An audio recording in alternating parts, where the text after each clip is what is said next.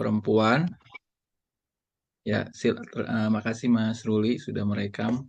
Nah, jadi kita minta izin acaranya di sesi ini direkam dan nanti hasil rekamannya itu akan di-upload di kanal YouTube Let's Talk supaya bisa diakses oleh teman-teman yang memerlukan dan terutama nggak bisa hadir di sesi ini secara langsung. Eh, Sekali lagi ini adalah sesi 311 ya. 311 KCIF 2025. Temanya kita kasih tema kontinuitas perlawanan buruh perempuan. Akan di-cherry oleh Dr. Hana Sabhana Azmi, MSP, profesor di UPN Veteran di Jakarta. Saya langsung aja serahkan sesi ini sepenuhnya ke Dr. Ana Sabhana Azmi untuk melit dan memfasilitasi proses diskusi di sesi ini. Sekali lagi terima kasih dan selamat berdiskusi. Ya, baik. Terima kasih banyak kakakku, Mas Farid. Amin. Didoakan profesor ya sama kakak panutanku ini. Baik, selamat pagi. Assalamualaikum warahmatullahi wabarakatuh. Para kolega yang saya cintai, terutama sudah bergabung bersama kita ya, para presenter pagi hari ini di Third Annual Kartini Conference on Indonesian Feminist ya. Jadi ini bahagia sekali nih, Alhamdulillah kita bisa berjumpa lagi di KCIF 2025 Third Conference ya. Insya Allah kita akan diskusi bersama, belajar bersama, dan sudah ada di ruang Zoom pagi hari ini ada Mbak Keke ya, dan juga ada Mbak Aini. Mbak Keke sama Mbak Aini ini nanti akan membawakan tema tentang Geruani 1950 ya, 1965, perspektif historis tentang aktivisme hak pekerja perempuan Indonesia. Sehat ya kabarnya ya, Mbak Aini, Mbak Keke? Sehat ya, Alhamdulillah Ibu Ana. Terima kasih. Oke, baik. Ada juga Kak Iroy Mahyuni. Halo, Kak Iroy dari marsinah.id. Sehat, Kak Iroy? Halo Kak Ana, sehat selalu untuk kita semuanya. Amin. Nanti Kak Iroy akan membawakan tema tentang perlawanan perempuan, buruh akar rumput, berpihak, berani, dan melawan ya. Juga ada Mbak Ade Risma Dedes. Halo, Mbak Ade. Sehat? Halo, Bu Ana, sehat. Selamat pagi, Bu Ana. Terima kasih. Pagi. Mbak Ade dengan Mbak Desi? Eh, Sepertinya beliau ada kelas, Bu. Jadi Oke. mungkin tidak terlibat. Oke, Iya. baik. Nanti Mbak Ade akan mempresentasikan tentang industri live streaming ya, Indonesia, perempuan, tenaga kerja, dan juga platformisasi. Saya juga menyampaikan salam sehat, semangat untuk para peserta ya yang sudah hadir. Dan juga terutama ada Kak Ruli tadi ya dari Mitra Wacana dan juga ada Mas Bambang dan juga para kolega lainnya yang ada di Zoom. Saya izin untuk memperkenankan ya para presenter melakukan presentasi dalam panel 311 dengan tema kontinuitas perlawanan buruh perempuan. Ini adalah tema yang sangat menarik dan isu yang sangat menarik di mana kita melihat sampai saat ini urgensi dan juga signifikansi ya perjuangan buruh terutama buruh perempuan itu semakin dinamis, semakin masif terutama dalam konteks globalisasi saat ini.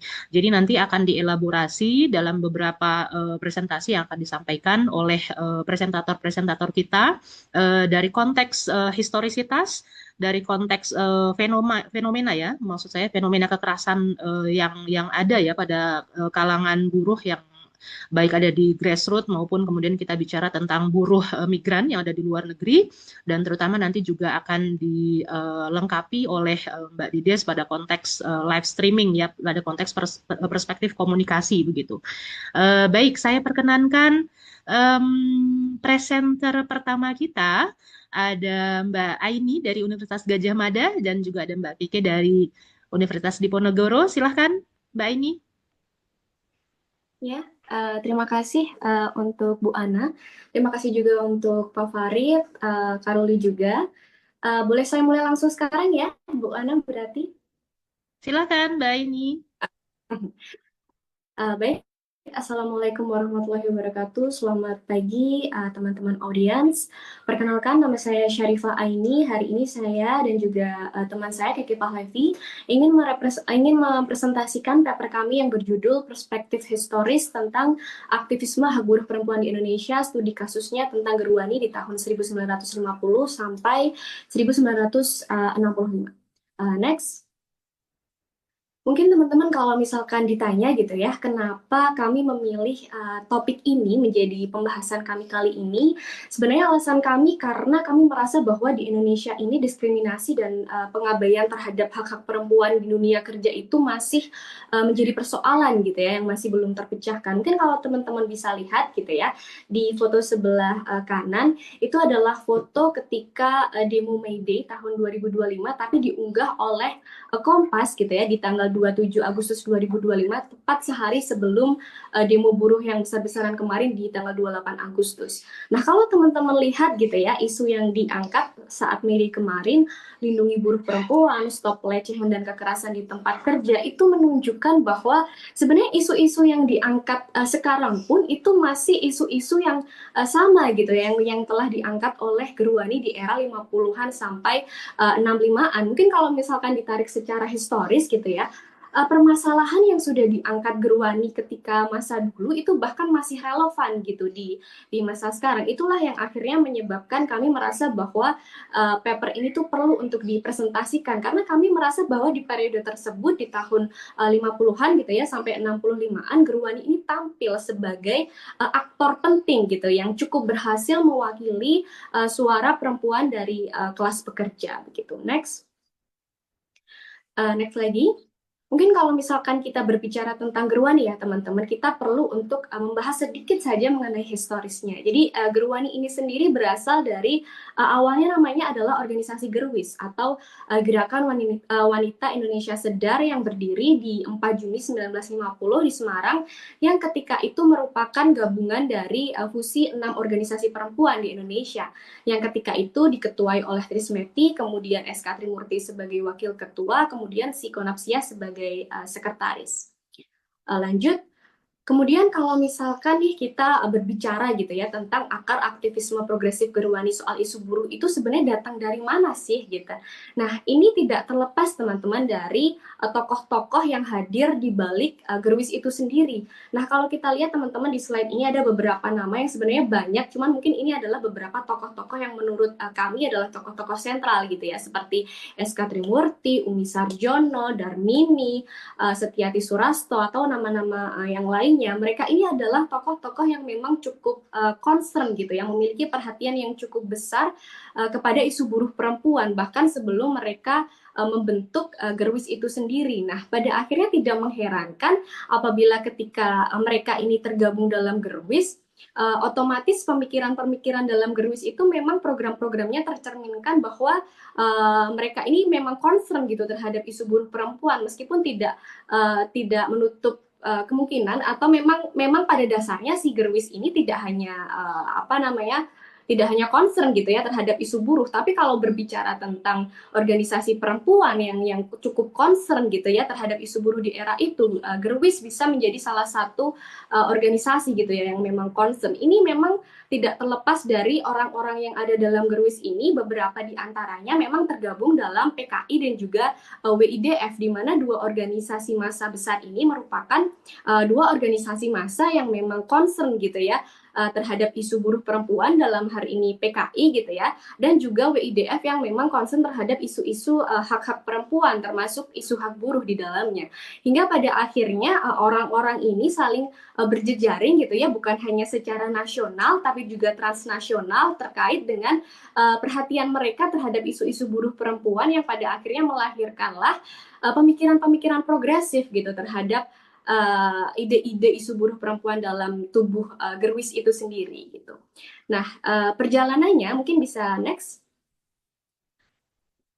Nah, dalam perjalanannya ini, Gerwis ini juga mengalami dinamika, teman-teman. Jadi pada awalnya, memang Gerwis ini memiliki keanggotaan yang relatif kecil gitu, karena memang anggotanya itu terbatas pada orang-orang atau perempuan yang memang sadar terhadap politik gitu. Memang kalangannya juga masih kalangan yang elit terdidik gitu. Tapi pada akhirnya mereka melihat kenapa ini PKI dan WIDF bisa menjadi organisasi massa yang cukup masif ketika itu, dan mereka bisa memobilisasi anggotanya untuk bisa menyuarakan hak-hak perempuan, termasuk kalau misalkan PKI hak-hak buruh, hingga pada akhirnya di Kongres kedua gitu ya, di tahun 54 mereka merasa bahwa wah sepertinya bisa nih mereka merubah strategi organisasinya supaya gerakannya itu lebih besar gitu. Nah, akhirnya pasca Kongres ini di tahun 1954 si Gerwis ini merubah strategi organisasinya menjadi organisasi massa yang ditandai dengan Gerwis ini berubah menjadi Gerwani atau Gerakan Wanita Indonesia.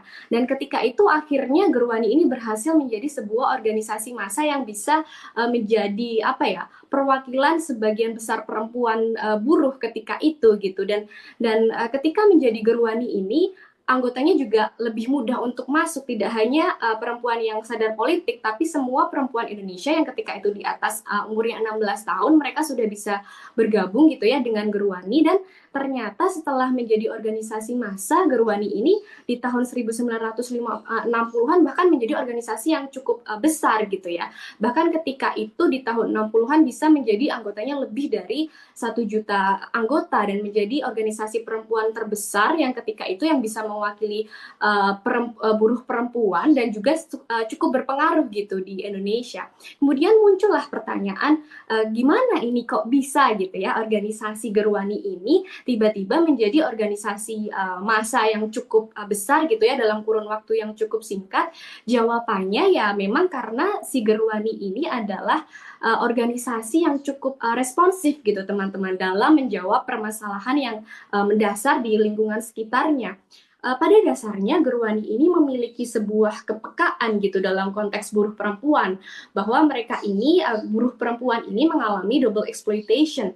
Pada akhirnya Gerwani ini hadir sebagai corong gitu ya, suara bagi perempuan kelas bawah yang bisa menjabatani aspek gender dan juga kelas. Mungkin kalau teman-teman lihat nih di presentasi sebelah kanan, ada seperti struktur eksploitasi ekonomi dan politik di masa kolonial dan juga pasca kolonial, yang mungkin kalau kita kaji lagi itu sebenarnya masih relevan juga gitu ya di masa dewasa ini. Seperti misalnya kayak mayoritas perempuan yang bekerja di sektor berpendidikan dan berketerampilan itu yang rendah itu memiliki kondisi yang rentan, tapi mereka itu sulit untuk menyampaikan masalah kerja mereka gitu, atau mereka tidak memiliki ketidakadilan hukum ketenaga kerjaan, di mana ketika itu tuh lebih berpihak pada modal daripada hak-hak pekerja.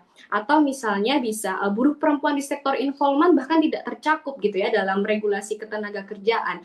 Atau dalam hal norma gender misalnya, pekerjaan perempuan ini sering dianggap sekunder atau tambahan pekerjaan sebagai pekerjaan suaminya, yang pada akhirnya mengakibatkan perempuan ini dibayar lebih rendah upahnya dibandingkan dengan laki-laki. Atau misalnya tadi yang sudah saya sebutkan seperti double exploitation, di mana para pekerja perempuan ini mereka menjadi tenaga kerja, tapi di sisi lain mereka juga terbebankan dengan tugas-tugas reproduksi sosial, domestik, pengasuhan dan lain sebagainya, yang mengakibatkan para perempuan ini sering mengalami diskriminasi hak-hak dalam pekerjaan gitu. Atau mungkin dalam regulasi tenaga kerja, di mana persoalan pengawasan dan implementasi ini justru cenderung mengabaikan isu-isu pekerja perempuan. Nah, dari situasi ini teman-teman, Gerwani ini hadirlah dengan solusi-solusi yang cukup responsif gitu ya, dengan pemikiran-pemikiran yang cukup progresif dalam memberikan solusi-solusi kepada buruh perempuan ketika masa itu. Next. Kalau misalkan kita lihat gitu teman-teman, aktivismenya tuh cukup luas gitu. Misalnya dalam aktivisme untuk hak-hak buruh perempuan, Gerwani ini tuh ketika di era 50-65an mereka sangat vokal gitu ya, sangat aktif dalam menuntut pelaksanaan undang-undang tenaga kerja atau mengorganisir kampanye dan juga protes untuk menentang eksploitasi buruh perempuan.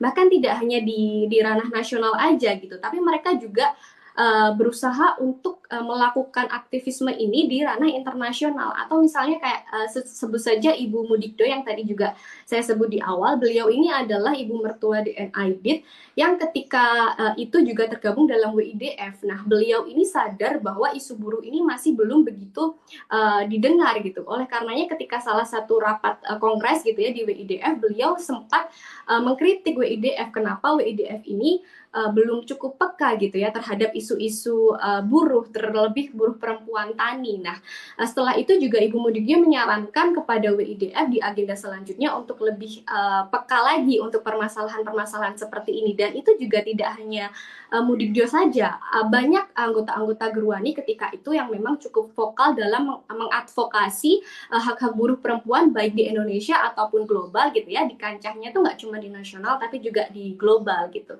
Dan yang kedua berkaitan dengan afiliasi organisasi yang relevan.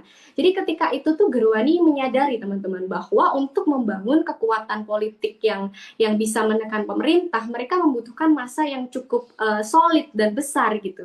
Nah, pada akhirnya ketika itu Gerwani bersekutu dengan organisasi-organisasi yang memang concern terhadap buruh dalam hal ini seperti PKI, BTI dan juga SOPSI, atau juga mereka melakukan pemberdayaan pendidikan akar rumput di mana dalam menarik keanggotaan massanya ini Gerwani ini melakukan bantuan-bantuan praktis atau solusi-solusi yang cukup responsif yang misalnya tadi saya sebut berkaitan dengan double exploitation, di mana banyak ketika itu buruh perempuan yang bekerja di perkebunan atau misalkan di sawah atau misalkan di pasar gitu ya, mereka bekerja tapi mereka juga punya beban domestik atau pengasuhan. Nah, mereka ini bingung nih gimana nih ketika mereka bekerja mereka harus mengurus anak. Nah, Gerwani ini hadir dengan menginisiasi membuka TK-TK yang di dekat perkebunan, di dekat pasar, di dekat dengan tempat-tempat kerja, sehingga buruh-buruh perempuan, pekerja perempuan ini tuh mereka bisa menitipkan anaknya tuh ke TK gitu. Nggak cuma itu aja teman-teman, tapi juga seperti membuka koperasi, memberdayakan anggotanya sebagai subjek politik lewat pendidikan politik, keterlibatan dalam serikat buruh, program pemberantasan buta huruf, atau bahkan mendukung anggota-anggota Gerwani untuk juga aktif di Kowani gitu. Selain itu juga mereka merasa bahwa dalam berjejaring gitu ya, melakukan organisasinya, mereka butuh untuk melakukan jejaring secara nasional dan juga internasional. Maka dalam hal ini mereka juga cukup dekat gitu ya dengan Soekarno karena ketika itu menjadi presiden sehingga memperkuat posisi politik pada era demokrasi terpimpin gitu. Tidak hanya di nasionalnya tapi juga di internasional seperti mungkin tadi yang saya sebutkan advokasi-advokasi yang dilakukan oleh anggota Gerwani gitu ya di WIDF. Jadi Gerwani ini memanfaatkan WIDF atau Women International Democratic Federation gitu ya untuk membangun solidaritas global dan memperkuat advokasi hak-hak buruh perempuan. Tapi memang semua upaya yang dilakukan Gerwani ini teman-teman pasti menghasilkan konsekuensi gitu ya. Yang pada akhirnya fragmentasi organisasi ini dan tarik-menarik antara isu perempuan dan kepentingan politik yang lebih luas menjadi tantangan tersendiri gitu untuk Gerwani, terutama karena hubungannya dengan PKI dan dukungan politik dari Soekarno yang puncaknya ketika isu-isu komunis itu sangat sensitif gitu ya di era 65-an, dan pasca peristiwa tersebut, pasca 65, Gerwani pada akhirnya terpaksa menjadi sasaran represi negara yang sebenarnya dia tidak ada hubungannya nih dengan kejadian komunis itu, yang mengakibatkan pada akhirnya Gerwani ini hilanglah ruang politik bagi gerakan perempuan yang progresif dan memperkuat gitu stigmatisasi terhadap aktivisme perempuan di Indonesia. Next. Nah, akhirnya ini membuat kita merefleksikan gitu ya di kondisi kontemporer di dewasa ini, dari seluruh gerakan Gerwani tadi akhirnya menunjukkan gitu bahwa gerakan perempuan yang kuat itu lahir dari dua hal. Yang pertama adalah kedekatannya dengan kebutuhan real perempuan kebanyakan secara kontekstual di masa itu gitu ya. Kemudian tentang kemampuannya dalam membangun organisasi lintas sektor dan juga lintas keras untuk memperkuat basis massa dan juga solidaritas solidaritas politik. Tapi dalam hal ini juga perlu menjadikan pembelajaran bahwa sebagai organisasi harus tetap independen gitu ya, dan juga hati-hati gitu dengan jebakan elitis yang mungkin kalau misalkan kita refleksikan gitu ya di masa sekarang, kita perlu untuk membangun gerakan perempuan yang relevan dan juga kontekstual terhadap kebutuhan pekerja perempuan di dewasa ini, dan kita juga sama perlu memperkuat solidaritas lintas kelas dan juga sektor untuk menghadapi tantangan kapitalisme global dan juga patriarki. Dan yang memang perlu kita menjadikan pelajaran gitu ya, kita juga perlu untuk tetap independen dan juga hati-hati gitu dengan jebakan elitis. Dan mungkin yang terakhir teman-teman, pentingnya kita mengembalikan nih narasi sejarah Gerwani yang sudah terstigmatisasi negatif gitu ya oleh negara sebagai organisasi mungkin yang Gerwani kan selalu disebutnya sebagai pelacur lah, atau jalang, atau pembunuh jenderal dan lain sebagainya. Kita harus mengembalikan nih organisasi Gerwani ini sebagai organisasi perempuan yang progresif, khususnya terhadap isu-isu pekerja perempuan, sehingga di dewasa ini tuh kita bisa memiliki organisasi perempuan yang bisa dijadikan inspirasi sebagai referensi bagi aktivisme perempuan masa kini, khususnya bagi isu pekerja perempuan. Mungkin itu saja teman-teman yang bisa saya sampaikan, bisa mungkin nanti lebih diperdalam lagi di sesi tanya jawab. Terima kasih. Wassalamualaikum warahmatullahi wabarakatuh. Waalaikumsalam warahmatullahi wabarakatuh. Wow, terima kasih banyak Mbak Ini dan juga Mbak Sama-sama. Keke. Ini menarik sekali bahasannya ya. Nanti kita akan lebih elaborasi di konteks Q&A ataupun sesi diskusi. Tadi Mbak ini juga menekankan at the end kita butuh solidaritas ya lintas sektor, dan juga merepresentasikan kembali ya semangat Gerwani yang kemudian against ya atau memerangi hal-hal yang kemudian memberatkan ya baik pada konteks perspektif politik, budaya dan lainnya terhadap eksistensi buruh perempuan.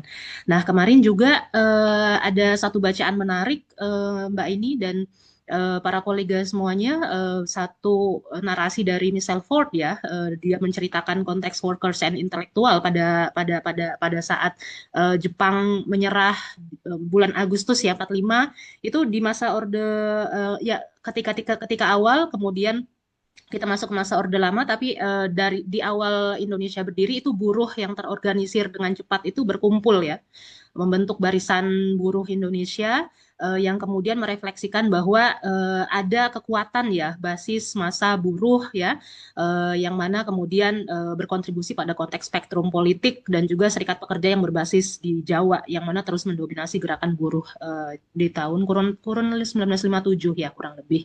Jadi ini tadi ulasan dari Mbak ini sangat menarik ya pada konteks historisitas. Ini luar biasa bagaimana kemudian buruh perempuan itu memiliki ya pendidikan politik dan juga narasi-narasi yang sangat kritis ya terhadap eksistensi dan juga pemenuhan hak bagi buruh perempuan itu sendiri. Begitu ya. Terima kasih Mbak ini sekali lagi. Kita nanti akan melanjutkan ya diskusinya Mbak ini dan juga Mbak Keke. Saat ini kemudian kita berlanjut terlebih dahulu karena Pak Syafarudin Marpaung sedang tidak bisa dihubungi begitu, mungkin karena ada kesibukan lainnya. Kita berlanjut ke Kak Iroy Mahyuni, Kak Iroy dari marsinah.id. Ini juga sangat menarik, akan mempresentasikan tema yang sangat luar biasa, Kak Iroy. Pagi hari ini, Bapak Ibu semua, kita akan menyimak presentasi yang sangat menarik tentang perlawanan perempuan buruh akar rumput, ya, berpihak, berani, dan melawan. Nah, kalau tadi Kak Aini sudah merefleksikan bagaimana secara historisitas ya gerakan buruh, terutama buruh perempuan itu eksis di Indonesia dan berkontribusi pada konteks sosial politik ya bagi kaum buruh.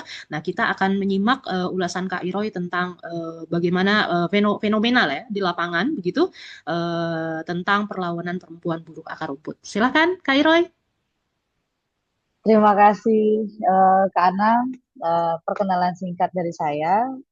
Di akhir 2024 lalu, saya adalah buruh perempuan di salah satu kontraktor pertambangan batubara.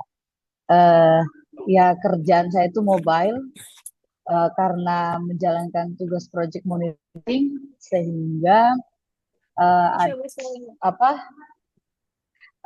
kemudian apa-apa yang dilalui itu mengantarkan kepada sebuah keputusan untuk ya salah satunya itu ya berpihak gitu. Itu kenapa pada pada paper abstrak yang saya kirimkan itu eh, berani berpihak dan melawan gitu karena ternyata sedikit pengantar bahwa melawan di sektor pertambangan itu punya karakteristik sendiri gitu. Tekanannya berbeda, situasinya berbeda. Ketika ini bukan mengcompare mana yang lebih menderita gitu ya karena ya, karena Ya, memang begini, ketika buruh bekerja di pabrik, eh, hampir rata-rata pabrik itu kan berdiri harus dekat dengan kota karena dia harus punya jalur akses untuk distribusi produk gitu. Nah, kalau pertambangan itu yang dikerukkan sumber daya alamnya dan alam itu pasti berada di daerah-daerah. Makanya terkadang project area itu pasti hampir rata-rata di tempat-tempat terisolir. Mobilisasinya ya, sulit, kemudian dan karakteristik pengamanan atau security system dari sebuah pertambangan itu pasti menggunakan kalau tidak aparat TNI ya kepolisian itu ya, sehingga ya, dan dalam sebuah proyek gitu di pabrik mungkin kita bisa melihat hampir dalam satu pabrik itu sekian ribu buruh gitu ya. Nah ya, kalau di Kak. pertambangan itu dalam satu proyek mungkin hanya ada saya itu bekerja paling banyak pernah ada 500 apa 600 tapi itu pun ada dua site area gitu ya tidak satu site area. Nah ini adalah pengalaman kemudian personal sebuah keputusan pribadi yang itu tentu tidak bisa saya gantungkan pada orang lain gitu karena memang demikian situasinya. Jadi nanti mungkin Kak Ana dan teman-teman karena saya menampilkan video, foto, siapa tahu itu ada hal-hal yang sepertinya perlu ditayangkan mungkin karena ini kan direkam tidak live streaming mungkin nanti bisa dibijaksanai apakah dikat apa segala macam karena terus terang ini perdana bagi untuk ikut terlibat gitu. Uh, baik, saya akan share screen. Untuk pertama, saya akan mengajak kawan-kawan apa yang kemudian saya lakukan ketika pada akhirnya saya mendapati sebuah kenyataan di mana kampung saya sendiri itu jadi korban dari aktivitas peledakan atau blasting. Jadi operasi di pertambangan itu menggunakan blasting. Jadi kalau sekarang hiruk pikuk pengeboman yang dilakukan dari bawah tanah, nah itu blasting namanya. Nah, sekarang teman-teman bisa analogi, bisa imajinasikan itu dilakukan oleh sebuah perusahaan pertambangan yang itu jarak tidak sampai 1 kilo dari area pemukiman warga. Jadi itu menyebabkan ratusan rumah rusak gitu. Nah, butuh waktu hampir 8 tahun lebih ya bagi saya untuk kemudian saya pikir ini adalah momen di mana ada banyak hal yang kita saksikan itu sikapi gitu. Dan itu tentu bukan sebuah hal yang harus kita paksakan pada orang lain. Tapi inilah yang kemudian saya coba lakukan bersama di sana gitu. Dan seperti yang saya ceritakan tadi, tambang itu kan pasti tidak ramah ya, tidak ramah dengan pengguna alat kendaraan motor. Walaupun di kampung hampir semua orang bisa pakai sepeda motor gitu karena medannya ekstrim. Jadi ya seperti ini saya putarkan. Apakah terlihat kan? Nah,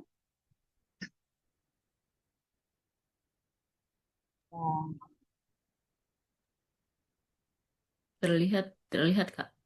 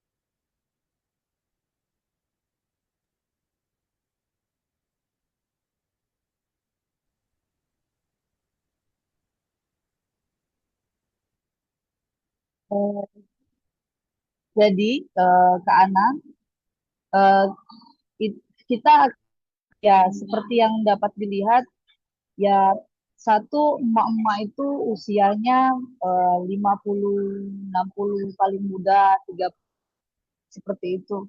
Dengan seluruh keterbatasan yang eh, apa mereka tuh hanya amarah gitu. Ketika misalnya apa yang dilakukan oleh perusahaan itu tidak berkenan ya, tapi kan marah itu selalu menjadi ruang tembak ya bagi perusahaan untuk kemudian mengkriminalisasi. Nah, akhirnya saya melihat saya ingin itu terjadi gitu pada orang-orang yang saya kenal baik, dan itu merupakan tempat di mana saya juga tumbuh. Sehingga di situ ya mau tidak kami setelah berdiskusi ya melawan melalui pengadilan itu sangat tidak mungkin gitu.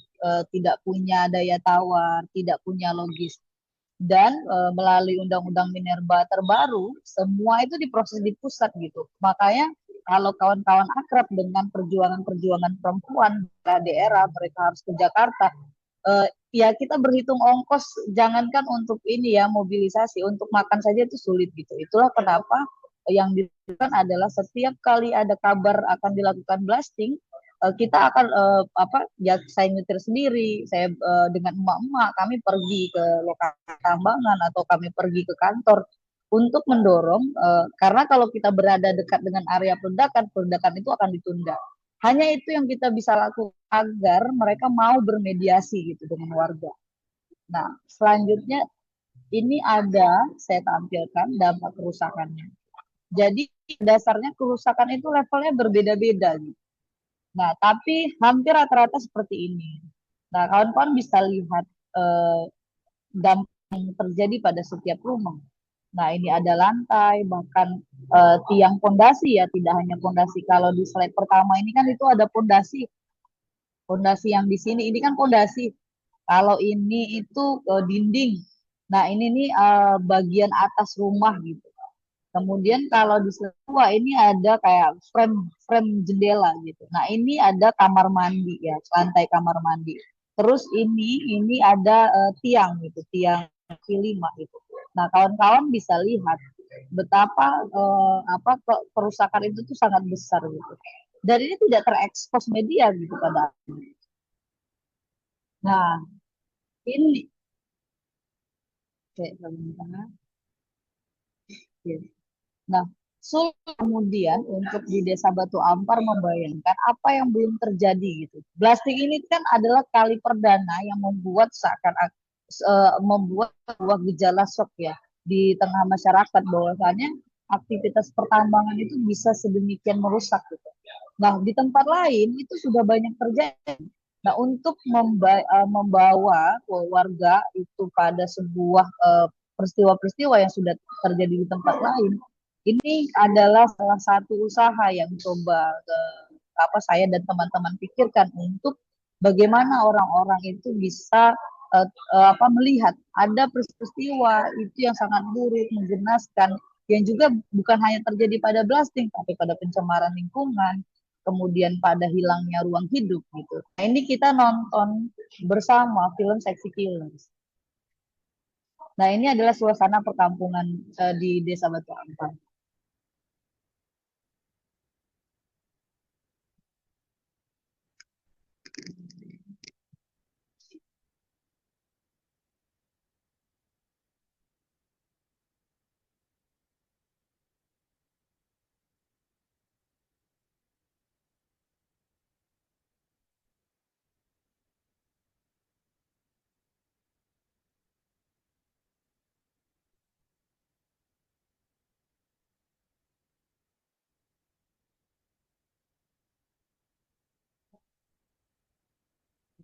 Nah, ini adalah lokasi yang jaraknya tidak berada, tidak lebih, tidak kurang dari 1 kilometer dari pemukiman warga gitu. Kemudian, nah,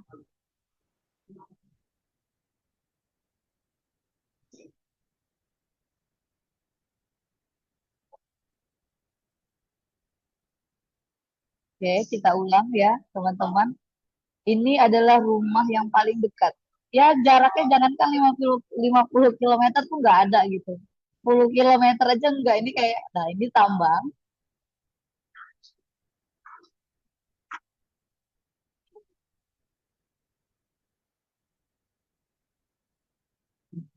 Jadi kawan-kawan bisa melihat ini adalah area peledakan sebelumnya gitu, sebelum kita memutuskan untuk beraksi protes bersama gitu. Jadi setiap ada peledakan kita datangin kantornya, areanya agar peledakan ditunda. Tapi peledakan itu sudah terjadi sebelumnya dan yang telah menyebabkan kerusakan tadi. Nah, Nah, ini adalah salah satu cara. Jadi mereka sudah memasang nih apa alat peledak gitu. Hanya tinggal diledakkan. Kita datang ke pinggir area yang mau diledakkan, ledakannya tidak jadi, kemudian diambil kembali, dikeruk dengan secara manual. Eh, per, Perlawanan ini tuh sangat ini ya, sangat ya apa sangat natural kenapa terkesan ekstrim karena memang tidak ada daya tawar lain untuk dilakukan gitu karena batu ampar ini seperti yang tadi saya sampaikan di slide sebelumnya jaraknya itu sangat jauh dari Pekanbaru aja tuh butuh waktu 6 sampai 7 jam ke Klaten tuh 3 jam ke Jambi itu 4 jam gitu apalagi di waktu ini itu Rempang juga lagi memanas gitu, Rupak gitu. Riau itu kan hanya punya WAHI dan LBH itu satu ya untuk melakukan advokasi kepada semuanya. Jadi di momen ini ya warga ya harus gitu mengatasi kekurangan-kekurangan itu sendiri gitu. Nah, kemudian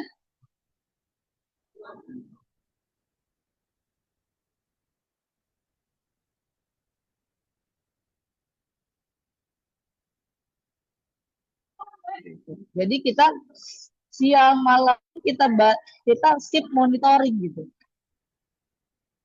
Nah, ini adalah bentuk sedimen pond atau settling pond yang harusnya itu punya gambaran lebih lebih baik gitu sebenarnya. Dan ini langsung mengalir ke sungai induk di mana itu masih menggunakan sungai secara aktif kawan-kawan. Nah, bentukannya hanya sesederhana ini coba bayangin. Dan ini sudah puluhan tahun aktivitas gitu. Nah, kita lihat ini selang manual ya berapa dan sangat kecil gitu. Untuk luas kupasan yang demikian. Jadi hampir tidak terlihat bagaimana ini dapat efektif untuk melakukan limbah. Gitu. Kemudian, nah, jadi ada momen di mana itu terjadi peledakan secara diam-diam. Apa kemudian yang kami temui di lapangan sudah ada aparat TNI dan Polres, ada intelnya, kemudian di kantor dijaga tidak hanya staf tapi juga oleh tokoh masyarakat sendiri gitu. Jadi ini sebuah ironi yang kemudian itu memicu konflik gitu. Bahwasannya ketika kita mediasi yang kita hadapi itu juga tokoh-tokoh dari masyarakat sendiri gitu. Nah, depan mama ini itu area yang mau diledakkan tapi tidak jadi juga.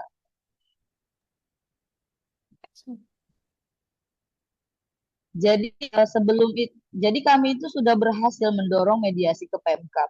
Lahirlah sebuah kesepakatan walaupun tidak ideal, tapi pernah ada kesempatan bagi masyarakat untuk memonitoring dan terlibat langsung dalam proses peledakan dengan teknik-teknik yang katanya itu bisa getaran, tapi ternyata nggak terbukti juga gitu apakah ada. Maka dari itu ini adalah puncak di mana akhirnya kita memutuskan untuk menyetop aktivitas pertambangan dan kita bermukim di area yang mau diledakkan itu 1 bulan lamanya. Jadi proses ini hampir sekitar setengah tahun, tapi 1 bulan penuh itu tidak ada lagi jalan, kami mendirikan tenda gitu di lokasi peledakan. Nah, seperti ini. Jadi kita dan mama itu sejak mendatangi dari siang saya lihatkan videonya itu ya sampai malam, sampai kemudian dia kayak suami, anak-anak, itu juga akhirnya memutuskan untuk melihat perlawanan emak-emaknya, ibunya itu sebagai sebuah hal yang harus dibela gitu. Nah, ini sebenarnya adalah titik di mana orang benar-benar berpikir gitu. Iya, yang dilakukan dan ini harus dilawan. Kita sudah harus berhenti patuh dan tunduk gitu. Sekalipun nanti kita harus berseberangan nih gitu. Nah, ini adalah apa? Jadi emak-emak yang punya anak itu kita buat shift di siang gitu. Kita apa membuat pergantian shift, tapi memiliki anak itu tidak menjadi sebuah kendala gitu bagi emak-emak untuk ikut terlibat. Nah, ini adalah sebuah solidaritas ya, kekuatan, dedikasi ketika perempuan itu sudah memutuskan untuk perempuan itu. Nah, saya melihat dalam proses yang sudah berjalan, penting untuk melihat kekuatan gerakan perempuan gitu. Karena saya pikir hari ini ya kita bisa melihat di Papua, di mana-mana, di Rempang segala macam perempuan tuh muncul gitu. Bahkan di Nepal ketika Gen Z memutuskan ibu tuh yang jadi presidennya gitu, yang mimpin sebuah negara. Nah, ini menunjukkan perempuan tuh punya kekuatan. Nah, ini sebenarnya ada video yang lebih jelas karena aktivitas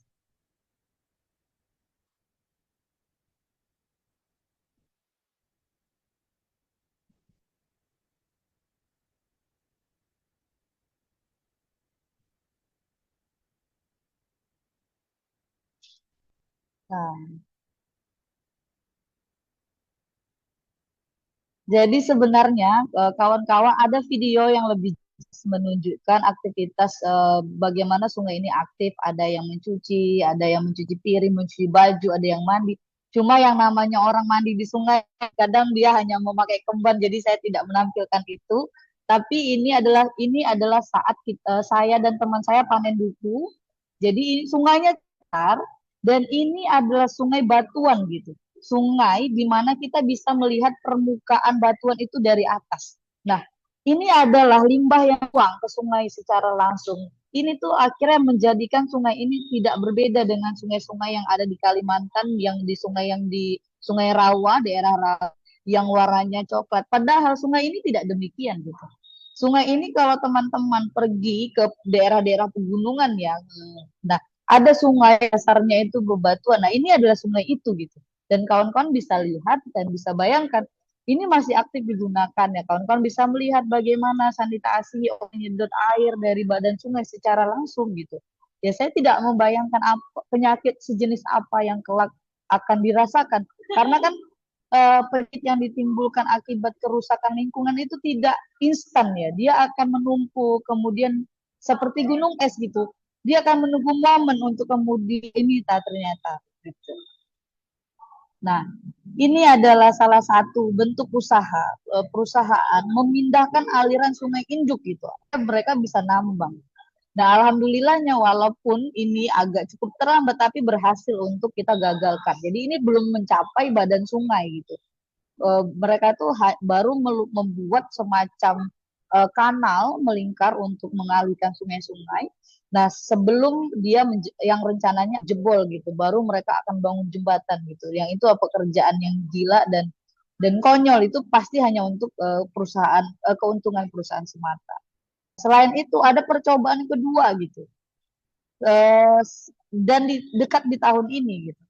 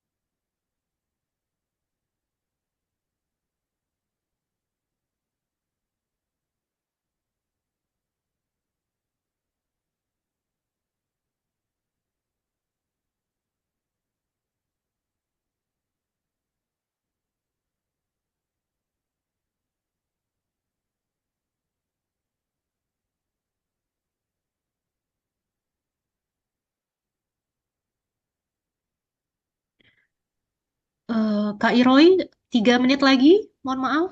Oke, oke Kak. Nah, jadi itu Yang ironi lagi adalah teman-teman setelah seluruh konflik yang terjadi antara perusahaan dan pertambangan di perusahaan di Batu Ampar, justru pemerintah kita itu menghadiahkan konsesi yang 2 kali lebih luas gitu di Oktober kemarin 2024. Jadi ini ironi di mana akhirnya ya seperti yang saya lihat, ini video terakhir, ini adalah peledakan yang kemarin tuh akhirnya diledakkan satu-satu bersama ESDM. Setelah itu tidak ada lagi ledakan. Jadi kawan-kawan bisa lihat ini tuh udah basi ya. Alat-alat apa material ledakannya sudah basi, jadi seperti mercon gitu.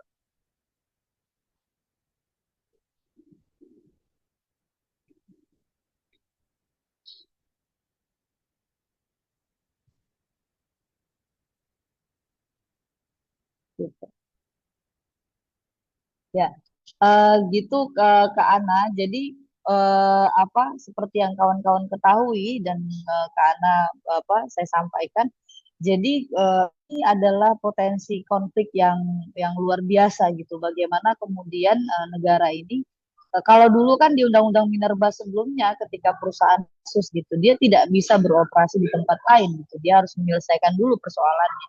Nah, hari ini perusahaan itu bisa berkasus menyelesaikan kasusnya sambil dia beroperasi di tempat lain gitu.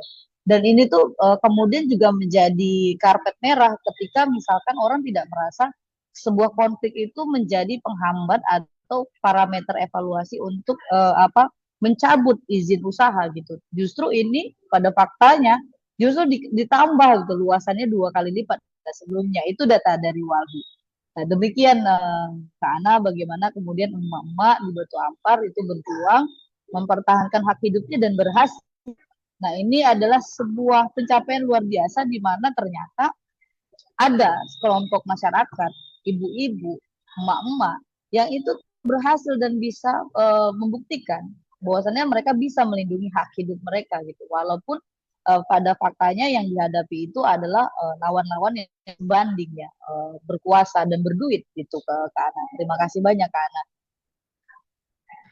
Terima kasih banyak Kak Iroi Mahyuni dari marsinah.id. Ini luar biasa sharing yang sangat insightful dan juga miris ya Kak. Saya selama melihat pemutaran video dari Kak Iro ini merefleksikan bagaimana kemudian pemerintah tidak berpihak ya terhadap kehidupan masyarakat, terutama pada konteks pemenuhan ya hak-hak perempuan yang berkesinambungan dan juga berkaitan dengan sumber daya alam ya. Kalau kita lihat perjuangan dari ekofeminisme itu hal yang kemudian merefleksikan bahwa perempuan itu sangat erat dengan alam.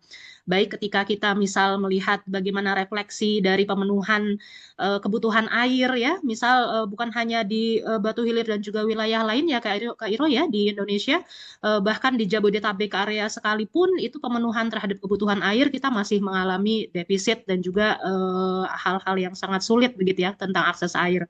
Terima kasih Kak tadi refleksi dari emak-emak ya setempat itu menunjukkan bagaimana perlawanan ya seorang perempuan, buruh perempuan terhadap kondisi-kondisi yang lebih mengutamakan dominasi kapitalisme dan juga elit ya. Baik, terima kasih banyak Kak Iroy. Nanti kita akan lanjut di diskusi ya Kak. Thank you. Oke, Kak Ana. Terima kasih Terima banyak kawan-kawan kasih. semuanya. Baik, Bapak Ibu, kita akan berlanjut ke presentator kita berikutnya. Ada Mbak Ade, Mbak Ade Risma. Mbak Ade Risma ini dari Ilmu Komunikasi Universitas Bakri. Mbak Ade, saya sudah mengenal Mbak Ade ini sebelumnya sosok yang sangat luar biasa ya, selalu ceria dan juga kalau sudah ngomong tentang isu komunikasi nih luar biasa nih menarik ya. Salah satu yang akan dipresentasikan oleh Mbak Ade pagi hari ini Bapak Ibu adalah industri live streaming Indonesia, perempuan, tenaga kerja, mohon maaf dan juga platformisasi ya. Bagaimana kemudian kemarin juga kita dari panel day 2 ya hari kedua Bapak Ibu kita juga ada satu isu juga yang direfleksikan ya dalam salah satu panel itu tentang bias gender ya terhadap perempuan pada konteks media dan juga pemberitaan yang ada di media. Nah ini Mbak Ade akan berbagi ke kita isu tentang industri live streaming Indonesia, perempuan, tenaga kerja dan platformisasi. Silakan Mbak Ade. Ya, terima kasih Bu Ana. Selamat pagi teman-teman semua. Saya share PPT presentasi saya. Ya, bentar. Iya. Nah, jadi ini adalah riset kita. Ada saya, ada Bu Desi Kania. Beliau sedang ada kelas, jadi beliau tidak bisa hadir. Kita mengangkat topik tentang industri live streaming di Indonesia. Jadi kita mencoba untuk membahas isu perempuan, labor, tenaga kerja, dan bagaimana platformisasi terjadi dalam industri live streaming. Case study di sini adalah sebentar. Case study di sini kita memilih Shopee Live. Ada banyak industri live streaming dan Shopee Live itu termasuk yang primadona untuk case live streaming di Indonesia. Sebelumnya ada pengantar. Isu pertama dari pengantar ini adalah kemudahan transaksi online. Jadi praktik transaksi online kita di Indonesia itu cenderung dimudahkan begitu. Jadi di sini ada penetrasi e-commerce yang sampai ke pelosok begitu ya, sampai ke pelosok desa. Misalkan kakak saya tinggal di pelosok Sumatera di Bengkulu sana gitu. Nah dia rajin itu ya, rajin berbelanja online dengan segala model payment yang dia lakukan. Jadi di sini ada akses penetrasi e-commerce yang semakin mudah, kemudian apa akses internet baik yang bulanan maupun yang kuota, misalkan kuota berbayar atau prabayar begitu itu juga relatif lebih murah begitu ya dan mudah diakses juga. Kemudian mungkin mungkin di rumah kita mungkin sudah tidak ada lagi yang menggunakan handphone eh, monoponik atau poliponik begitu ya. Rata-rata eh, eh, anggota keluarga kita, ponakan, adik dan seterusnya sudah menggunakan handphone smartphone yang memang semakin terjangkau, semakin aksesibel, harga yang murah, mudah didapatkan, ada baru, ada second seperti itu. Kemudian tidak lupa juga kemudian ada faktor kemudahan pembayaran baik yang tunai non tunai digital, ada yang internet banking, mobile banking, QRIS, e-wallet, virtual account, COD, pay later dan seterusnya. Ini adalah variabel pertama yang membuat kenapa penetrasi transaksi online atau e-commerce di Indonesia itu semakin luas, semakin dalam, masuk ke pelosok-pelosok kampung gitu. Kemudian ada tren pertumbuhan ekonomi digital yang juga semakin pesat didominasi oleh e-commerce dengan fitur live streaming. Nah, di sini kemudian muncul faktor live streaming begitu ya. Jadi eh, tren pertumbuhan ekonomi digital di e-commerce tadi mungkin kemudahan akses internet, transaksi pembayaran, harga murah begitu ya. Mungkin beberapa produk yang mungkin Bapak Ibu juga pernah beli mungkin dari Cina atau dari mana begitu dengan harga yang lebih miring. eh, eh, Kualitas yang lumayan baik begitu dan kuantitas yang lebih banyak. Dan faktor live streaming yang membuat kenapa kemudian orang semakin akrab main streaming praktik berbelanja online dengan segala macam pembayaran tadi. Majalah SWA mencatat 2024 valuasinya sampai 1,4 triliun untuk apa ya pendapatan gross dari e-commerce pada tahun 2024.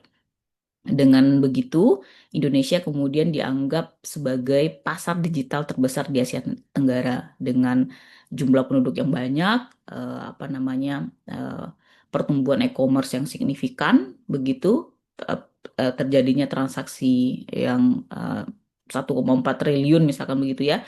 Nah, itu yang membuat peluang Indonesia menjadi pasar terbesar.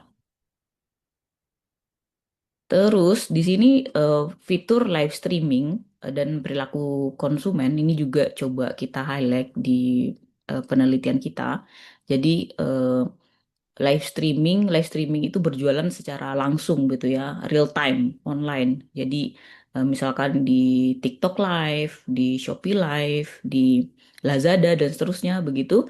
Nah, dari data Ipsos Indonesia 2024 ada 3 produk sebenarnya yang banyak dibicarakan atau banyak ditonton begitu ya.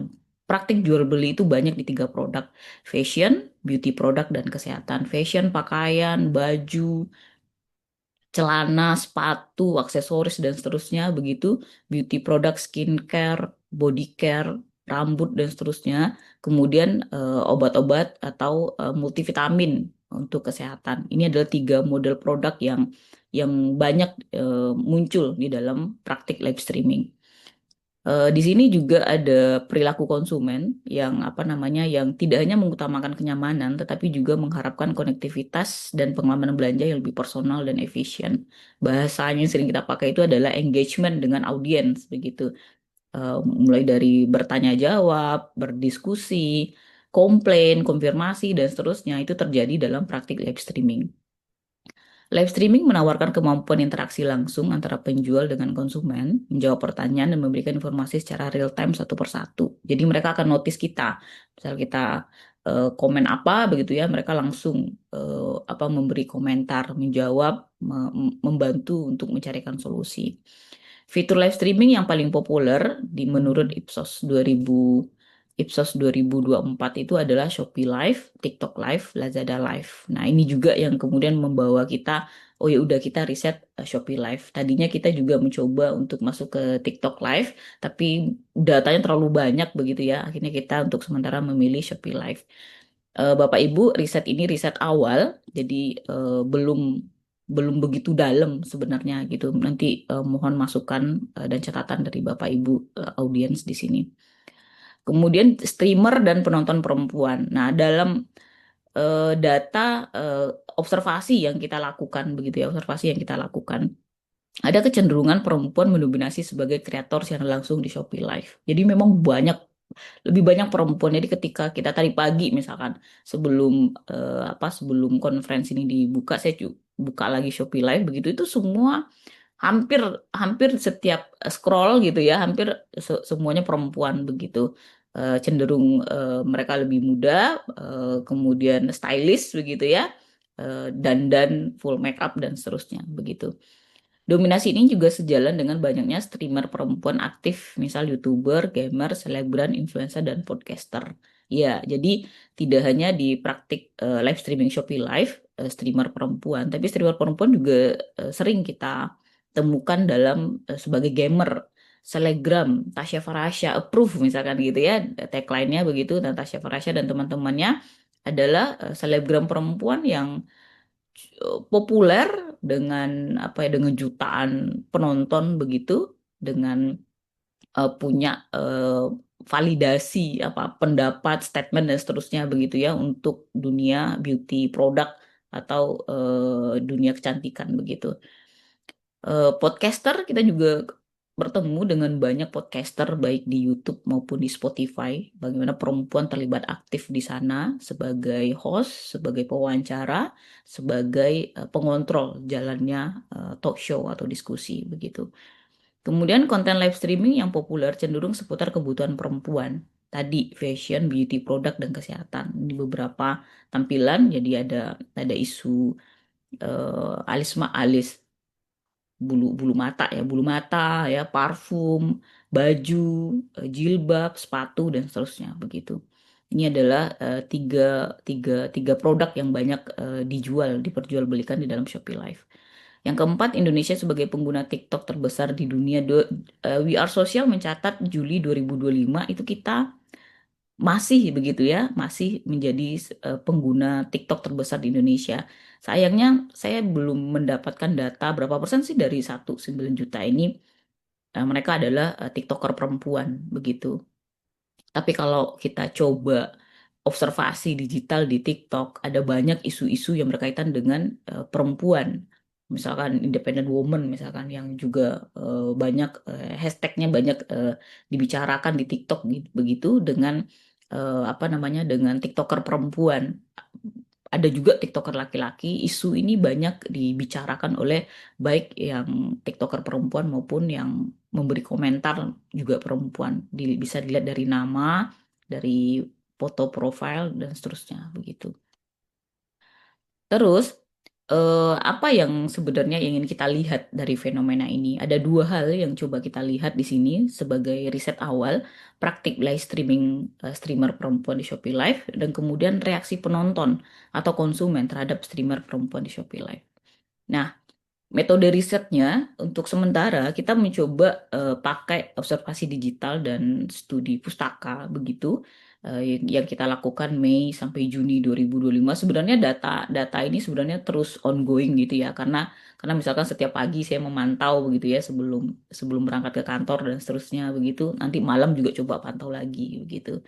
Kemudian kita mengambil data purposif dengan dua jenis konten yang banyak muncul di Shopee, kita batasi yaitu fashion dan beauty product.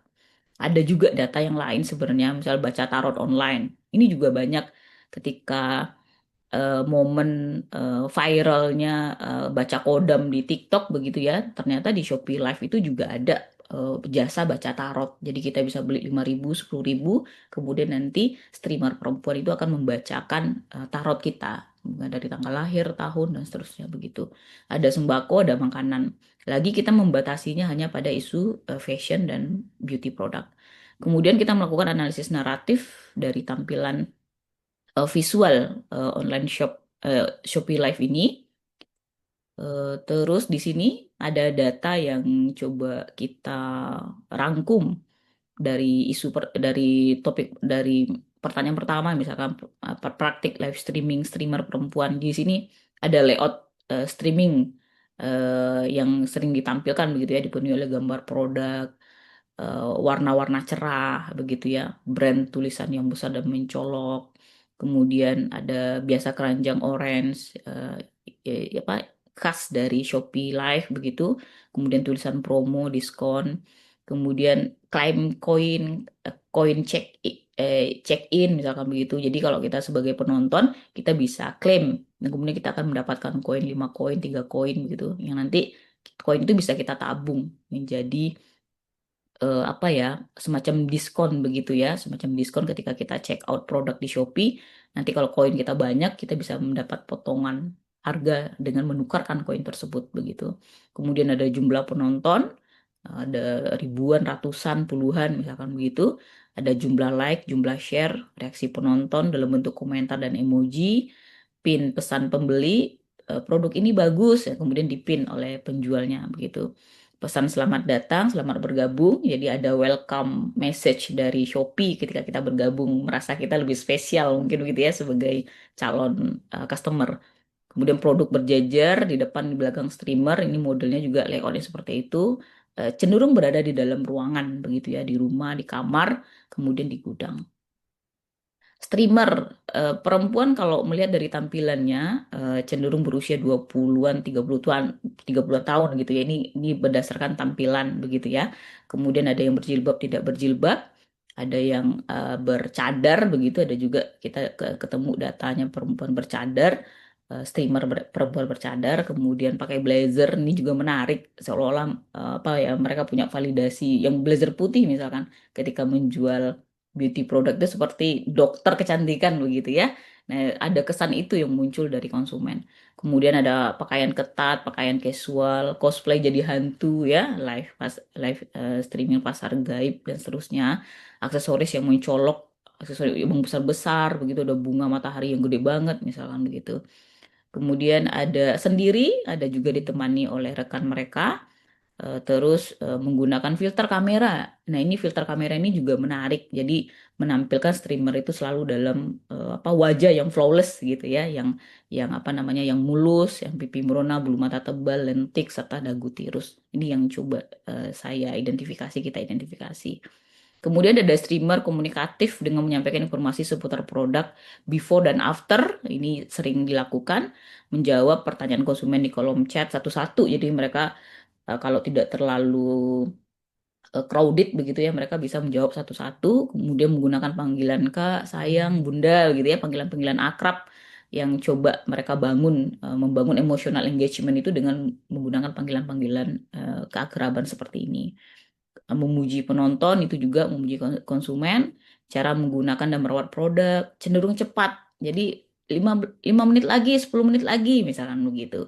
Kemudian ada konten-konten yang lucu juga, misalkan jualan handuk, handuk penyerap dosa dan seterusnya begitu. Ramai bersahutan dengan rekan kerja yang lain. Jadi memang seperti apa ya, seperti Tanah Abang mungkin ya, pasar begitu ya. Jadi rame begitu. Produk sold out, stok menipis, ditandai dengan bunyikan lonceng meja kasir. Beberapa streamer melakukan itu, jadi ramai begitu. Jadi seolah-olah kita ada adrenalin yang harus kita beli, misalnya harus kita check out begitu. Kalau enggak nanti produknya habis. Bagi-bagi hadiah, giveaway ini juga sering dilakukan. Spill ribuan produk terjual, spill bill-nya ya, notanya gitu ya. Himbauan masuk keranjang, segera check out dan payment ini selalu mereka lakukan begitu. Terus yang kedua, Mbak reaksi Ade, penonton atau mohon konsumen. maaf Iya, 3 menit lagi ya. oh iya baik Bu, terima kasih. Iya, ini reaksi penonton atau konsumen terhadap streamer, reaksi berupa komentar, apa namanya, konfirmasi produk dan seterusnya. Kita menemukan ada komentar seksis di sini dan merendahkan streamer begitu. Kemudian reaksi emoji, tap-tap layar, tap love, ini adalah apa reaksi negatif, reaksi positif yang membantu mendukung streamer ketika live streaming.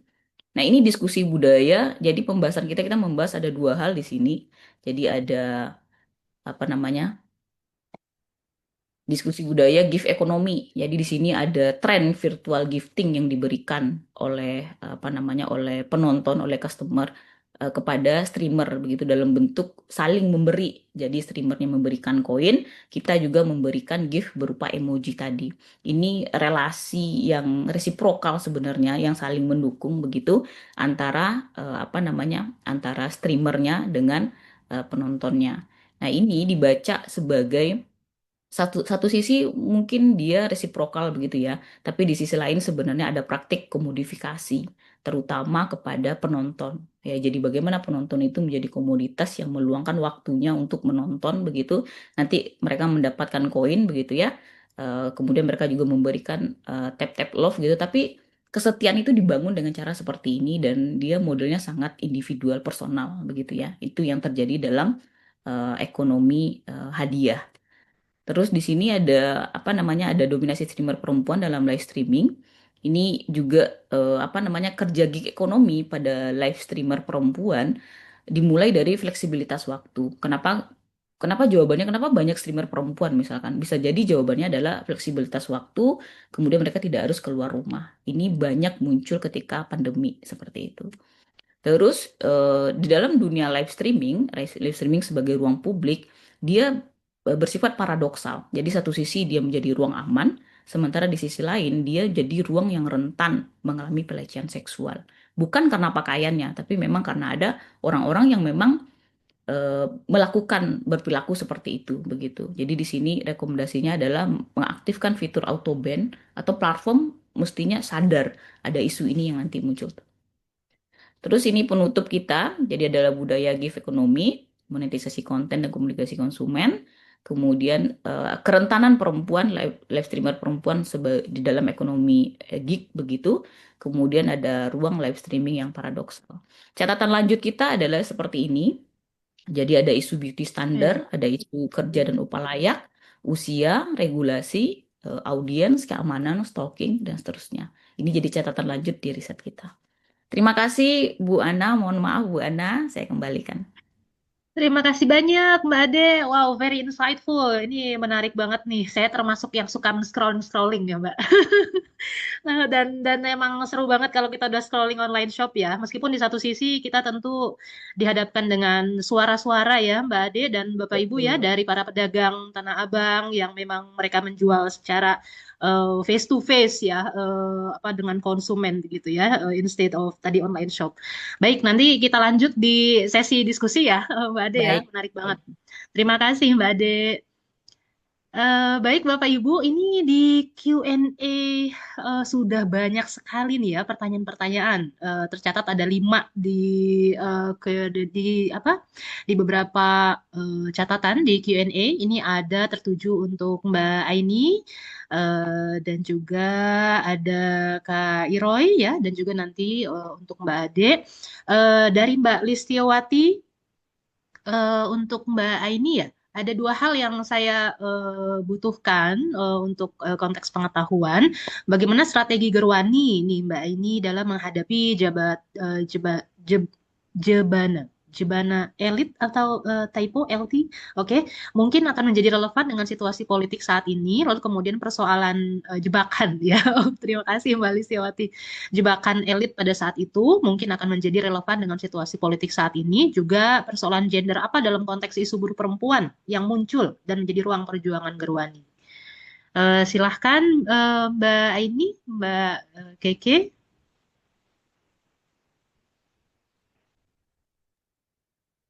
Ya mungkin akan dijawab oleh Mbak Keke tadi. Mbak Keke udah on belum ya? Udah, tapi masih mute. Oh, masih mute tuh Mbak Keke. Oke, oke. Iya, eh ini pertanyaan yang sangat menarik gitu ya. Mungkin saya menjawab dari aspek gender apa yang diperjuangkan oleh Gerwani. Jadi Gerwani ini memang satu organisasi perempuan yang kami pikir cukup unik dan menarik gitu ya. Karena dia bisa menjembatani antara aspek gender dan juga kelas. Bagaimana perempuan itu tidak hanya mengalami subordinasi atau diskriminasi dari tidak hanya dia sebagai pekerja, tapi juga dia sebagai perempuan.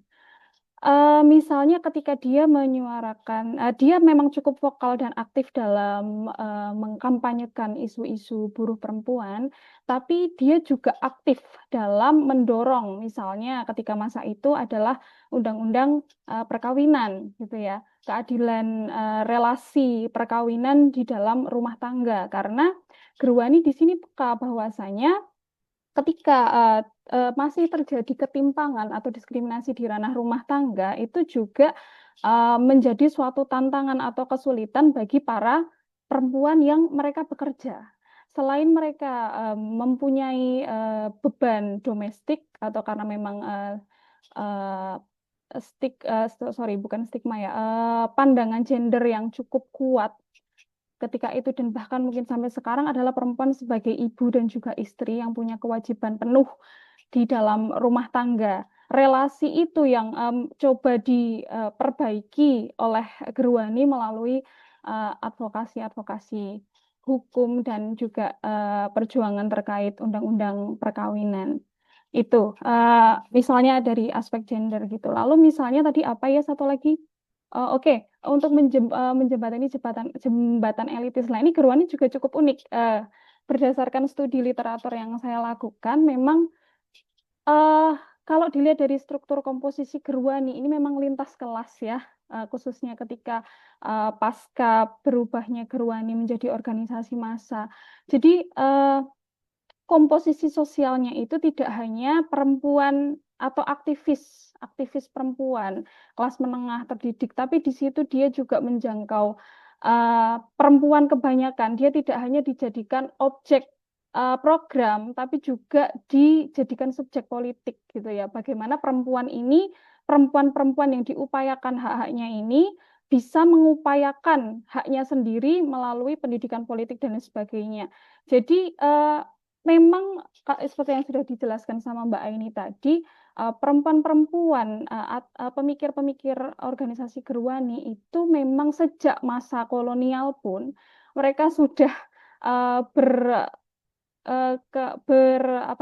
berkecimpung dalam dunia pergerakan dan mereka dari awal memang cukup sensitif dengan isu kelas, ya, isu kalangan perempuan miskin dalam hari ini misalnya perempuan kelas pekerja, dan juga mereka cukup aktif misalnya dalam perjuangan revolusi atau perjuangan masa perang melawan fasisme Jepang, dan itu apa yang mereka suarakan atau mereka yang bantu itu tidak elitis pandangannya itu ya. Jadi memang itu mereka dari awal memang punya ideologi yang cukup kuat terkait sosialisme atau perjuangan kelas. Mungkin seperti itu jawaban dari saya, Bu Ana. Baik, terima kasih Mbak Keke. Mbak Lilis, mudah-mudahan sudah terjawab di forum ya. Terkait ada dua tadi ya pertanyaan yang dialamatkan kepada Mbak Keke dan juga Mbak Aini. Mungkin nanti kalau ada tambahan dari Mbak Aini silahkan. Tapi kita akan ke ya, terima kasih Mbak Lilis, sama-sama. Tadi di kolom Q&A juga ada pertanyaan untuk Mbak Ira ya. Tadi dari Mbak Maulida. Dari Mbak Maulida, Kak Iroy tadi apakah sudah tersampaikan begitu di kolom chat via texting atau ingin disampaikan secara langsung? Ya, Mbak Ana Eh, langsung dijawab soalnya nanti harus masuk ke rekaman. Jadi kalau tertulis nanti nggak ke record. Silakan. Ya, baik Mas Farid. Silakan Kak Iroy, harus jawab secara Dan langsung Kak. ya dibacakan dulu pertanyaannya supaya nanti juga bisa kerekam. Nah, tadi pertanyaannya karena tadi sudah dijawab di via texting hilang dari ini ya, dari list. Saya bacain ya. Monggo, oke, monggo. oke. Pertanyaan untuk Kak Iroy mana nih? Nih di answer. Pertanyaannya, bagaimana cara Kak Iroy menerjemahkan bahasa-bahasa elitis lebih membumi untuk akar rumput ketika ada kabar-kabar buruk pada dampak ekologis? Itu pertanyaan pertama. Pertanyaan dari Kak Repa, dari Mbak Lilis, juga buat Kak Iroy, di balik terbangunnya solidaritas dan gerakan perempuan komunitas di area pertambangan, bagaimana strategi mitigasi isu keamanan di sana? Itu dua pertanyaan. Silakan. Terima kasih Kak. Pertama, eh, yang jelas apa tadi bahasa kemarahan itu tidak sulit ya dipahami karena ini kasus yang sudah terjadi. Orang-orang sumurnya ada yang patah, kemudian lingkungannya rusak. Sebenarnya tantangan pada kemarahan, tapi bagaimana kemudian yang marah ini tuh tahu gitu cara untuk melindungi haknya. Karena ketika tidak tahu cara melindungi haknya, dia hanya taunya marah gitu. Sementara kemarahan yang tidak terkontrol itu menjadi ruang tembak bagi perusahaan di banyak tempat ya, tidak hanya di Batu Ampar untuk mengkriminalisasi orang-orang yang tinggal di area konsesi gitu. Itu pertama. Dan yang kedua, yang kemudian juga menjadi yang kemudian itu sangat terasa tantangannya adalah perilaku feodal dan patriarki yang masih mengakar gitu. Nah, pertama memandang tua muda laki perempuan itu kan sangat ini ya sangat terpatri gitu ketika untuk melakukan suatu hal perlawanan apalagi perlawanan itu tidak biasa gitu dilakukan oleh Iya. perempuan. Sehingga kemudian ketika perempuan melawan yang dihadapi terkadang ya, saja di luar dari dirinya tapi juga keluarganya sendiri, anak-anaknya sedemikian gitu. Nah, karena anak perempuan itu harus meninggalkan rumahnya gitu. Harus ikut bermusyawarah, merembukkan pendapat itu juga dalam hari gitu. Itu kan situasi-situasi di mana emak-emak tuh jarang ya kalau diskusi kenduri itu pasti laki-laki gitu. Nah ini emak-emak nih gitu, sekarang yang hidup gitu. Ini pemandangan tidak umum. Nah itu yang lebih sulit bagi saya untuk mengelola meyakinkan. Jadi yang harus didekati itu untuk teknis sepupu laki-laki gitu karena terkadang beberapa orang tua itu perlu diyakinkan untuk ya ini ya nanti kalaupun harus dibutuhkan nanti laki-laki akan maju karena saya melihat gerakan perempuan itu harus lebih dulu diadvokasi karena satu dia punya kemarahan sebagai pihak paling rentan dan menerima dampak secara langsung. Dan saya juga melihat dedikasi ya, dedikasi dan tidak mudah tergoda gitu. Karena saya berpengalaman kerja di tambang, lingkungan kerja saya juga sangat maskulin gitu. Ya sedikit banyak saya merasa saya harus memilih dengan siapa saya berjuang saat itu. Itulah kenapa saya meminta kita emak-emak saja dulu gitu. Karena ketika misalkan ini emak-emak lebih on time. Kemudian nanti saya jemput di sini, kita kumpul di sini, emak-emak tuh lebih punya semacam persiapan ya, udah ada bekalnya, air minumnya, segala macam. Anaknya dititip di mana, emak-emak tuh lebih punya strategi dan taktik gitu. Dan itu membuat saya lebih yakin untuk berjuang sama dengan emak-emak. Nah, nanti ada perannya masanya yang mungkin tidak saya jawab secara eksplisit ya ke Ana terkait dengan keamanan karena memang bagi saya pertimbangannya adalah perusahaan masih berdiri di sana, kita juga masih hidup berdampingan di sana gitu. Pada yang jelas itu sangat mungkin dibangun, apalagi ketika kita sudah sama-sama terancam gitu. Yang jelas seperti bencana gitu. Ketika bencana itu memuncak kita akan lebih siaga, terutama untuk saling jaga gitu. Karena kita harus bisa benar-benar memastikan mana lawan, mana kawan. Dan ini akrab terjadi di pasti dia tidak akan dipublikasi. Ada ring 1, ada ring 2, ada yang jadi spionase, ada semua punya peran gitu. Nah, hanya saja memang keputusan ini saya merasa sangat yakin gitu untuk meninggalkan pekerjaan, untuk bawa mobil sendiri, untuk kemudian berembuk itu mendorong kita melawan gitu. Karena memang pertama kali yang marah itu ya dari emak-emak gitu. Kemudian terakhir gimana? Ada pertanyaan selanjutnya juga. Ini kan sudah terjadi. Bagaimana dengan kemungkinan selanjutnya di pertanyaan ketiga tadi yang tidak dibacakan? Saya masih ingat karena saya ketik. Pertama, ancaman itu selama perusahaan masih menancapkan kuku kekuasaannya, potensi untuk terjadi konflik itu pasti sangat besar.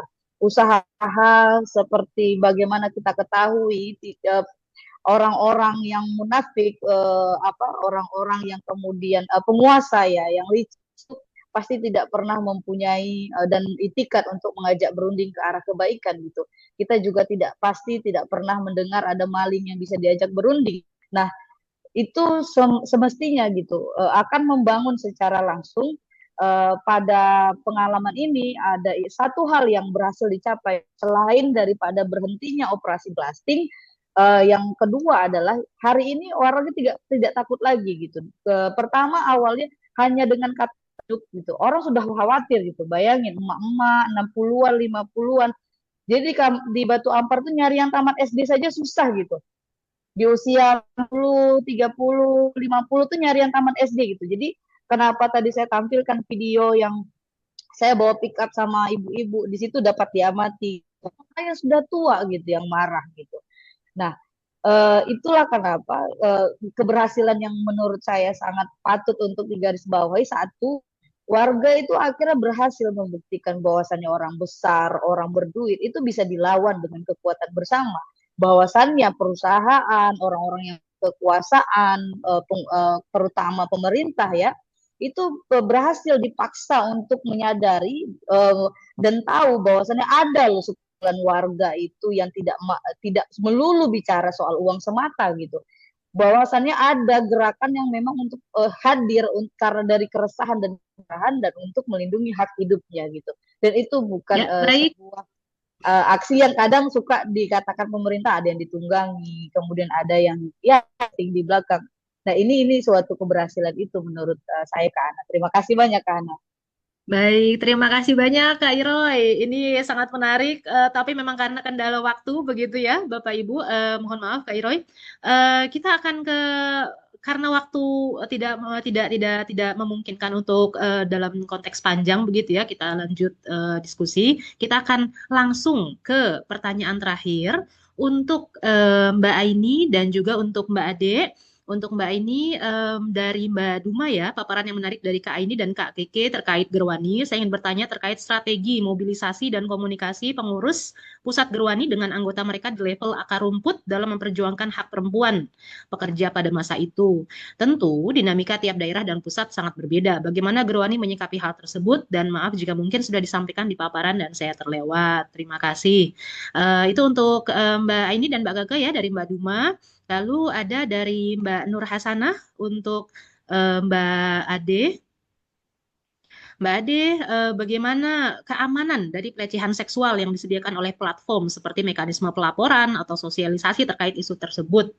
Demikian pertanyaan dari Mbak Hasana dan mungkin juga Mbak Ade bisa juga Mbak Ade menyikapi konteks jam kerja dan upah ya pada konteks tadi ya streamer perempuan karena jaminan tenaga kerja itu dan juga jaminan pengupahan itu kan penting ya Mbak Ade. Dan ini juga terkait kesejahteraan tentunya ya bagi pekerja perempuan. Terima kasih. Silakan Mbak Ade dan Mbak ini masing-masing sekitar 2,5 sampai 3 menit. Terima kasih. Ya, baik, terima kasih Bu Ana. Mungkin saya singkat aja ya, karena sebenarnya ini penjelasan yang cukup panjang. Tapi nanti kalau misalkan memang makalahnya diterbitkan gitu ya, mungkin bisa dibaca lebih rinci lagi. Karena memang kalau untuk strategi itu sebenarnya secara garis besar strategi yang digunakan adalah kaderisasi melalui akar rumput gitu ya.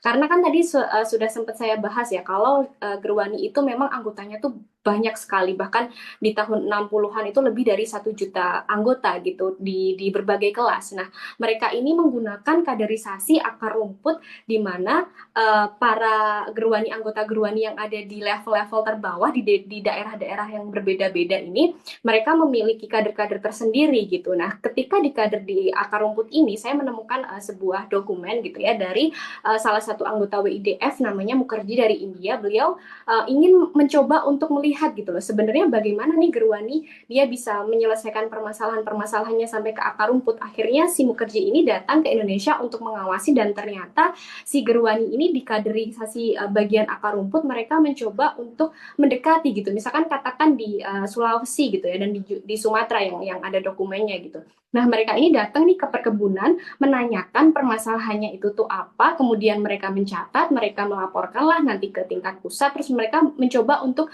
mengedukasi. Katakan di Sumatera itu permasalahan yang ketika itu muncul di tahun 54 adalah berkaitan dengan cuti hamil, melahirkan, kemudian cuti haid. Nah, ini para kader-kader ini mencoba untuk mengedukasi para buruh-buruh tentang sebenarnya peraturan pemerintah berkaitan ini tuh harusnya seperti ini, atau misalkan mereka memiliki permasalahan yang belum terselesaikan, nanti mereka melaporkanlah ke tingkat pusat yang nanti pada akhirnya ketika tidak bisa diadvokasi di ranah nasional, mereka mencoba untuk melempar ke WIDF supaya lebih didengar gaungnya secara global. Gitu mungkin kalau untuk yang berkaitan strategi mobilisasinya. Mungkin tadi sepertinya ada satu pertanyaan ya Bu Ana, kalau misalkan nanti ada waktu jawab bisa dijawab oleh Mbak Keke, atau kalau nggak nanti bisa diketik aja. Mungkin gitu. Terima kasih. Baik, terima kasih banyak Mbak ini untuk penjelasannya. Mudah-mudahan sudah terjawab ya via forum. Lalu kemudian untuk Mbak Ade Ya, silakan 2 ya, until 3 minutes. iya. Terima kasih. Terima kasih Bu Ana, terima kasih Ibu Bu Nuharsana terjawab atas pertanyaannya. Dalam observasi kami, platform tidak punya mekanisme sih Bu, karena yang kemudian dilakukan adalah mengganti cara berpakaian oleh streamernya. Jadi yang tadinya ketat dan seksi begitu kemudian diganti menjadi lebih longgar, lebih casual dan seterusnya. Itu yang kita perhatikan dalam praktik pelecehan seksual yang terjadi. Jadi platform itu belum punya mekanisme sejauh yang kita lihat begitu ya Bu ya. Ini riset ini memang butuh riset lanjutan. Kita bisa riset studi kasus ke Shopee sih sebenarnya. Itu untuk catatan lanjutannya. Yang kedua, jadi soal upah begitu ya Bu Ana. Ya terima kasih Bu Ana. Sebenarnya tahun-tahun ini kita sedang menggodok kita dengan Serikat Pekerja Kampus. Saya tergabung di dalamnya. Kita mencoba berkoalisi dengan serikat yang lain menggodok undang-undang ketenagakerjaan, revisi undang-undang ketenagakerjaan yang baru, di mana pelaku gig ekonomi masuk di sana dan mereka mesti punya upah jam kerja yang jelas, status kerja, jumlah nominal, pelindungan sosial dan kesehatan dan seterusnya. Kita mengadvokasi itu di dalam Serikat Pekerja Kampus. Itu satu. Yang kedua, ini adalah bagian keterbatasan metode di penelitian kami, Bu Ana. Jadi kami belum masuk ke dalam ranah wawancara dengan streamer. Meskipun di kampus itu saya punya beberapa kenalan student sebagai streamer. Jadi isunya adalah mereka hanya mau streamer 2-3 jam. Mereka tidak mau streamer sepanjang waktu begitu. Yang kedua, mereka cenderung pendek banget Bu, jadi hanya sebagai afiliator marketing dan seterusnya. Jadi kalau mereka punya produk, mereka lagi mood itu mereka streaming. Kalau enggak ya sudah. Nah ini mungkin isu di tenaga kerja, kemudian isu di regulasi. Ini soal penting. Jadi kita tidak mungkin membiarkan praktik ini terjadi begitu ya, karena semakin ke depan mungkin akan semakin banyak mahasiswa kita yang memang mereka entah menjadi pekerjaan sampingan atau pekerjaan utama begitu ya sebagai live streaming. Masukan-masukan dari Bapak Ibu saya apresiasi sekali, kita apresiasi dan terima kasih, dan ini menjadi catatan riset kita selanjutnya. Saya kembalikan, terima kasih Bu Ana. Terima kasih banyak Mbak Ade.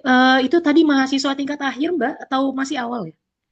Tengah-tengah Bu, semester Oh, 4, tengah-tengah. semester 5. Semester 4 atau Betul. 5. Oke, baik. Iya. Wah, ini kami tunggu hasil dari penelitiannya ya, Mbak Ade, Iya. untuk kami baca. Wah, menarik sekali. Iya. Baik, terima kasih para presenter yang sudah luar biasa, very insightful, dan juga menampilkan penelitian-penelitian dan juga konteks fenomena lapangan ya, yang sangat luar biasa dan menjadi khazanah penelitian dan juga masukan bagi kami semua ya, keilmuan yang sangat luar biasa. Saya yakin banyak yang masih mau bertanya ini ya, yang ada di platform kita di panel hari ini ya.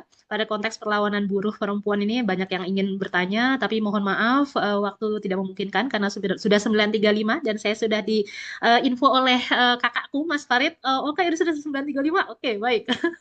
Jadi terima kasih, kita kasih aplaus yang luar biasa. Bapak Ibu, kita kasih reaction, oke, ada di sini, dan juga wah luar biasa semuanya. Terima kasih banyak untuk kehadirannya, atensinya, dan juga ilmu yang dibagi pagi hari ini. Saya kembalikan lagi kepada Mas Farid. Terima kasih, Bapak Ibu. Assalamualaikum warahmatullahi wabarakatuh. Selamat pagi.